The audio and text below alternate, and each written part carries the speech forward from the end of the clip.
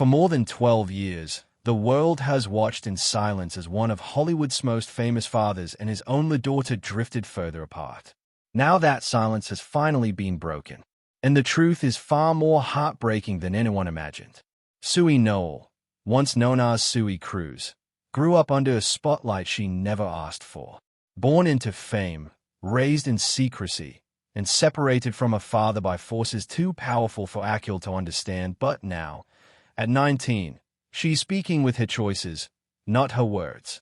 And the message has stunned everyone who remembers the picture-perfect family that once smiled on red carpets. This is the real story of a daughter who grew up watching her father from a distance, and the man who watched her disappear from his life, the dream that began like a movie.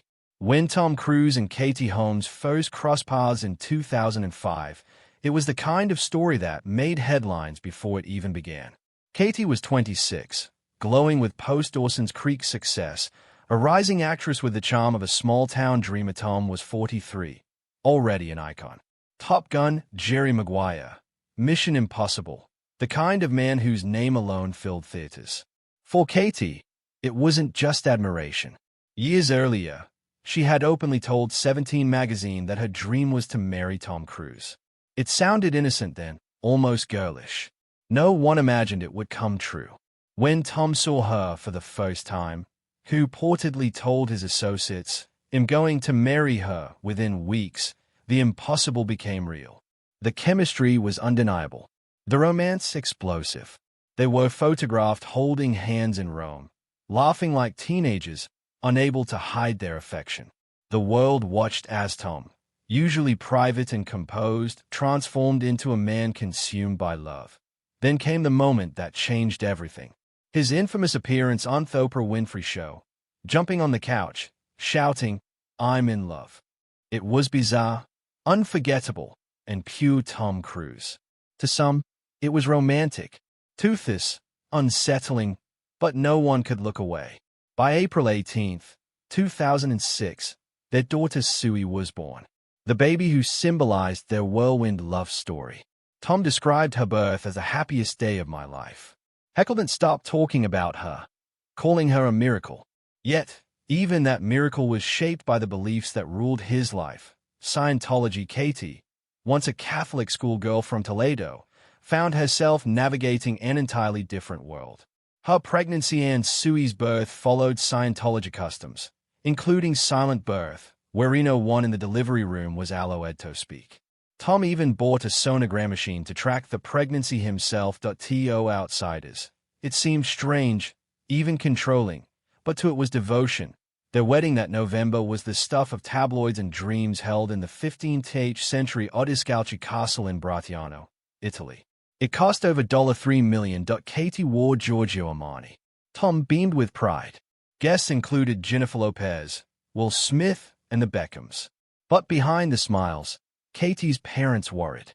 As lifelong Catholics, they were uneasy about the church that now surrounded their daughter's life. And as they feared, the fairy tale soon became something else. A life governed by belief, by secrecy, by power. For Tom it was love. For Katie, it was the beginning of isolation. And for Sue, it was the start of a childhood that would never be ordinary. The perfect family cracks. By 2007, Tom Cruise and Katie Holmes looked untouchable. They were the face of a Hollywood dream. Red carpets, private jets, magazine covers. To the world, they were a perfect family, the world's most famous actor, his radiant wife, and their beautiful daughter. But behind that polished image, something was beginning to fracture. Friends noticed that Katie rarely appeared alone. Whenever she went out, members of Tom's inner circle, often connected to Scientology, were never far behind. Even at casual outings, she was shadowed by quiet, watchful figures who seemed to record every detail of her behavior. Over dinner one evening, journalist Moyne Ortha observed the subtle unease between them. When fans approached their table, Katie smiled politely, then said something that startled Ortha. "Wouldn't go outside very much." It sounded innocent, but to those who understood Scientology's strict structure, it was revealing.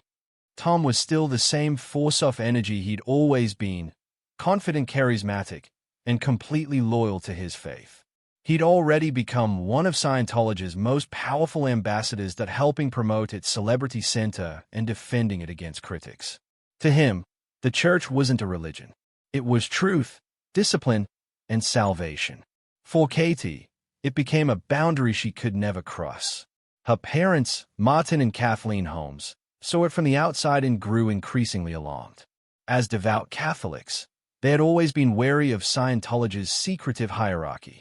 They visited less and less, unsure how to reach their daughter. Katie's friends said she became distant, even robotic, often repeating the same compliments about Tom. His amazing, his wonderful as if rehearsed. Her light dimmed meanwhile. Tom's two adopted children with Nicole Kidman, Bella and Connor, were already devoted Scientologists deeply embedded in the church. For Tom, it was natural that Siri would follow the same path. But Katie wasn't ready to surrender her daughter to a system she didn't understand. Slowly, quietly, she began to pull away. By 2010, rumors spread that Katie felt trapped. She'd stopped attending some church events, started reconnecting with old colleagues, and was spending more time in New York without Tom. Behind the scenes, she was gathering information, planning something monumental. By 2011, the cracks had become impossible to hide. Katie's smiles in public grew stiffer, her movements more cautious. People who once saw a fairy tale now saw fear. And as she held her daughter Shan tighter than ever, she was already thinking of a way out. An escape that would soon shock the world and end the illusion of Hollywood's perfect family. The escape that stunned Hollywood, June 29, 2012. The world woke up to a shock that no one saw coming. Katie Holmes files for divorce from Tom Cruise. The timing was cold and calculated. Just days before his 50th birthday. It was more than a breakup. It was a rescue mission. In later interviews, Tom admitted he hadn't expected it. "It hit me hard," he said quietly. "Life can do that to you." Behind the scenes, Katie had been preparing for months, moving with the precision of someone who knew she was being watched. She switched cell phones, hired new security guards, and replaced staff she suspected of reporting to Scientology handlers. Every call, every movement was planned. Her father, Martin Holmes, a lawyer known for his sharp legal mind, was her silent strategist that he had helped draft a prenup years earlier, and now he used it to ensure her freedom. Katie chose New York as the battleground instead of California, knowing its laws favored the parent seeking sole custody. She filed the papers in secret while Tom was filming Oblivion in Iceland. He learned about the divorce the same way the rest of the world did, through headlines. For a man who controlled every part of his life, it was the ultimate loss of control. Court documents later revealed Katie's motive: protection. She wanted full custody of 6-year-old Sui and complete authority over her schooling, medical care, and religion. Her fear wasn't of Tom. It was of the church that had surrounded them. Former Scientologists later claimed that Katie believed Sui might be sent into the organization's CEO program when she grew older, a possibility she couldn't accept. The legal war ended almost as suddenly as it began. Within 11 days, the divorce was finalized. Tom agreed to pay $400,000 a year in child support, covering all of Siri's needs until she turned 18, plus additional expenses for health, insurance, and education. But money wasn't what Katie wanted. What she wanted was distance, legal, physical, and spiritual. The day after the settlement, she and Sui vanished from Los Angeles. They resurfaced in New York City, where paparazzi found them walking hand in hand through Chelsea. Gone with the handlers, the guards, the staged appearances, Katie looked tired, but free. She smiled, a real smile, for the first time in years. For Siri, freedom came with silence. The father who had once lifted her on red carpets and called her his miracle was gone. Not with anger, not with a fight, just gone. And in that silence, a new life began. One that neither Hollywood nor Scientology could script.